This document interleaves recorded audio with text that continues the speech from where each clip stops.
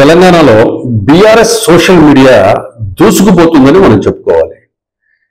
ఎప్పుడైతే BRS party ఓడిపోయి Congress party అధికారంలోకి వచ్చేసిందో ఒక సంవత్సరం గడిపిన తర్వాత BRS media digital and social media మీద బాగా కాన్సన్ట్రేట్ చేసింది.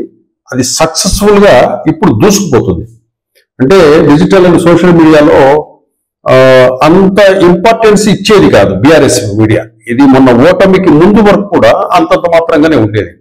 తర్వాత ఈ యూట్యూబ్ ఛానల్స్ ఎఫెక్ట్, దానివల్ల జరిగిన నష్టము, ఈ సోషల్ మీడియా ప్లాట్ఫామ్స్ మీద దానివల్ల జరిగిన నష్టం, ఇవన్నీ బేరీజ్ వేసుకున్న తర్వాత త్వరగానే బీఆర్ఎస్ పార్టీ కోలుకొని దేనివల్ల డ్యామేజ్ జరిగింది, మనం ఏం చేయలేకపోయాము, మనం ఎక్కడ మిస్టేక్ చేశామనేసి కేసీఆర్, కేటీఆర్ అండ్ టీం అంతా కూడా డిజిటల్ మీడియా మీద దృష్టి పెట్టి సక్సెస్ఫుల్ గా ఇప్పుడు మన తెలుగు రాష్ట్రాల్లో ఒక రాజకీయ పార్టీ డిజిటల్ అండ్ సోషల్ మీడియాలో దూసుకెళ్తుందంటే దాంట్లో నంబర్ 1 బీఆర్ఎస్ మీడియానిగా మనం చెప్పచ్చు. ఎందుకంటే మినిట్ టు మినిట్ తెలంగాణలో ఏం జరుగుతుందో ఇమ్మీడియట్ గా సోషల్ మీడియా ప్లాట్ఫామ్ మీద ప్రజెంట్ చేసేస్తా ఉంది. ఏదైతే కాంగ్రెస్ గవర్నమెంట్ కు సంబంధించిన ఇష్యూస్ ఉన్నాయో దాన్ని ఇమ్మీడియట్ గా కౌంటర్స్ కానివ్వండి, వాటిని మీద ప్రజల్లోకి అది దానివల్ల నష్టమా లాభమా, గతంలో బీఆర్ఎస్ పార్టీ ఏం చేసింది అనే విషయాన్ని కంటెంట్ రూపంలో ప్రజల్లోకి అది తొందరగా స్పీడ్ గా తీసుకెళ్ళిపోతుంది. దీంతో పోల్చుకుంటే Congress digital media and social media వెనుకబడి ఉందనే చెప్పాలి. ఎందుకంటే కాంగ్రెస్ కు సంబంధించి సలహాదారుడుగా ఉన్న ఈ సునీల్ కనుగోలు అనే వ్యక్తి కూడా రీసెంట్ గా అతన్ని సోషల్ మీడియాకు పరిమితం చేయటము, ఇప్పుడు అతను కూడా సోషల్ మీడియా విభాగం నుంచి సునీల్ కనుగోలు కూడా వెళ్ళిపోయేసి ఆయన స్థానంలో డిజైన్ బాక్స్డ్ నరేష్ అరోరాను కాంగ్రెస్ పార్టీ సోషల్ మీడియా ఇన్ఛార్జిగా అతన్ని నియమించుకునింది. అతను గత కర్ణాటక అసెంబ్లీ ఎన్నికల్లో కాంగ్రెస్ పార్టీకి పనిచేశాడు. ఈ నరేష్ అరోరా అనే వ్యక్తి, ఇతను అరోరా సర్నేమ్ చూస్తే కనుక అతను తెలంగాణకు సంబంధించిన వ్యక్తిగా కూడా మనం అనుకోవచ్చు. ఈ వ్యక్తి నెక్స్ట్ కాంగ్రెస్ పార్టీకి సోషల్ మీడియా వ్యవహారాన్ని మొత్తం కూడా ఈ వ్యక్తే చూసే విధంగా ఉంది. అట్లాగే బీఆర్ఎస్ పార్టీని సోషల్ మీడియాలో గట్టిగా ఎదుర్కోవాలంటే కొన్ని కోట్లాది రూపాయలు Congress party digital and social media మీద ఖర్చు పెట్టేదానికి కూడా సిద్ధమైనట్లుగా మనకు తెలుస్తా ఉంది. ఇట్లా బీఆర్ఎస్ మీడియా ఎప్పుడైతే యాక్టివ్ అయిందో బీఆర్ఎస్ మీడియాకి ఆంధ్రప్రదేశ్ సంబంధించిన వైసీపీకి సంబంధించిన కంటెంట్ కూడా బీఆర్ఎస్ పార్టీ షేర్ చేసుకుంటా ఉంది. హైదరాబాద్ కేంద్రంగా వైసీపీ బీఆర్ఎస్ మీడియాను కూడా వాడుకొని ఏపీకి సంబంధించిన పాలిటిక్స్ కు సంబంధించిన అంశాలు, ఏదైతే కూటమికి మద్దతుగా ఉన్న మీడియా సంస్థలు వాటికి సంబంధించిన వ్యక్తులను టార్గెట్ చేస్తూ దాన్ని కొద్దిగా విశ్లేషణ పరంగా వాళ్ళు ఏం చేస్తున్నారని చెప్పే ప్రయత్నం చేస్తుంది.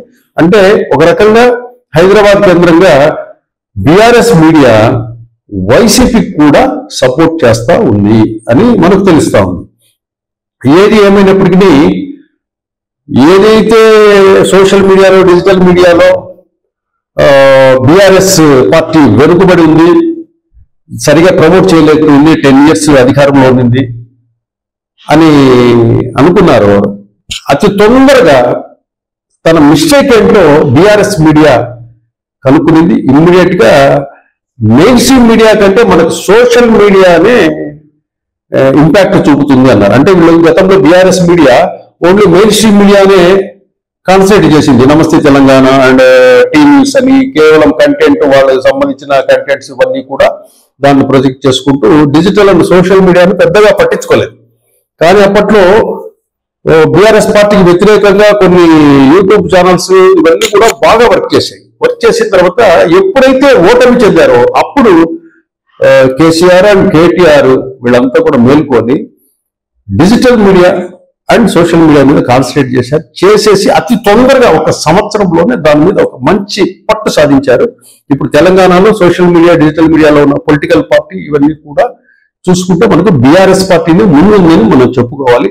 నెక్స్ట్ కాంగ్రెస్ పార్టీకి కొత్తగా నరేష్ అరోరా వచ్చాడు కాబట్టి నెక్స్ట్ నరేష్ అరోరా ఏ విధంగా కాంగ్రెస్ పార్టీని సోషల్ మీడియాలో ఆయన ఎలా ముందుకు వెళ్తాడనే విషయం కొద్ది రోజులు ఆగితే గానీ మనకు తెలియదు.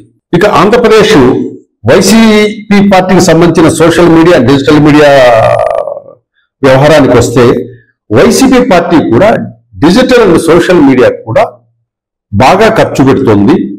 దానికి సంబంధించిన ఆ మీడియాకు సంబంధించిన సీనియర్ జర్నలిస్టులు కానివ్వండి, కంటెంట్ను ప్రొడ్యూస్ చేసి ప్రజలకు అర్థమయ్యే రీతిలో చెప్పగలిగే యూట్యూబర్స్ కానివ్వండి, సోషల్ మీడియా ఇన్ఫ్లుయెన్సర్స్ కానివ్వండి, వీళ్ళందరినీ కూడా రిక్రూట్ చేసుకునేసి బాగానే వర్క్ చేసుకుంటూ నిదానంగా చేసుకుంటూ వస్తుంది. అట్లాగే కొన్ని మెయిన్ స్ట్రీమ్ మీడియాస్ను కూడా గత 2-3 రోజుల్లో ఒక ఆర్గనైజేషన్ కూడా వైసీపీ పార్టీకి సపోర్టుగా అది కూడా వర్క్ చేస్తూ ఉంది. అట్లా వైసీపీ పార్టీ కూడా టీడీపీ మీడియాని, కూటమి ప్రభుత్వ విధానాలను వాటిని కౌంటర్ చేస్తూ అది కూడా కొంచెం స్పీడ్ అందుకునింది వైసీపీ సోషల్ మీడియా.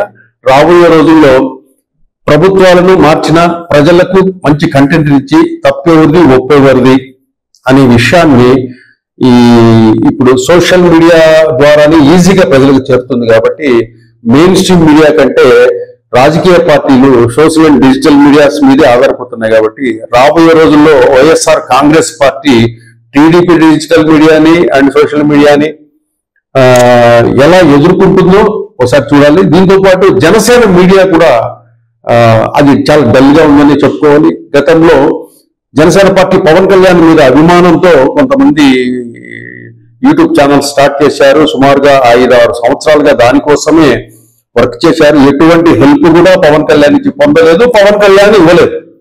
ఇప్పుడు అధికారంలోకి వచ్చిన సంవత్సరంలో రోజులు అవుతున్నప్పటికీ కనీసం తన పార్టీకి సాయం చేసిన డిజిటల్ సోషల్ మీడియా వాళ్ళు ఎవరని కూడా కనీసం పిలిచి వాళ్ళతో మాట్లాడిన పాపాన పవన్ కళ్యాణ్ పోలేదు. కాబట్టి ఈ జనసేన మీడియాకి సంబంధించిన social media and digital media channels కూడా ఇతర పార్టీలకు వెళ్లే పరిస్థితులు ఉన్నాయి. వాళ్ళు ఆర్థికంగా బాగా చితికిపోయి ఉన్నారు. కేవలం పవన్ కళ్యాణ్ మీద అభిమానంతో, పార్టీ మీద అభిమానంతో కొన్ని కోట్ల రూపాయలు ఖర్చు పెట్టి డిజిటల్ ఛానల్స్ పెట్టి పవన్ కళ్యాణ్ కోసమే రన్ చేసినట్టున్నారు.